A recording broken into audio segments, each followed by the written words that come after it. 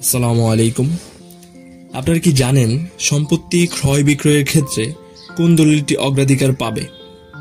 চলুন একটি উদাহরণ দিয়ে বিষয়টি পরিষ্কার করি।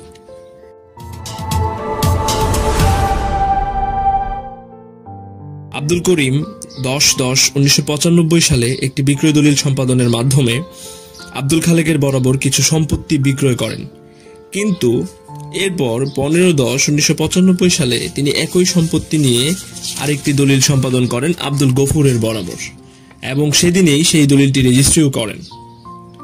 অন্যদিকে আব্দুল খালেকের বরাবরে যে দলিলটি সম্পাদিত হয়েছিল সেই দলিলটি 17-10-1995 তারিখে রেজিস্ট্রি করা হয়। এখন প্রশ্ন হলো, এই দুই দলিলের মধ্যে কোনটি অগ্রাধিকার পাবে? আমাদের উত্তর পেতে রেজিস্ট্রেশন আইনের 47 ধারার দিকে তাকাতে হবে। 47 ধারায় স্পষ্টভাবে বলা আছে, একটি নিবন্ধিত দলিল কার্যকর হবে সেই দলিলের সম্পাদনের তারিখ থেকে, নিবন্ধনের তারিখ থেকে নয়।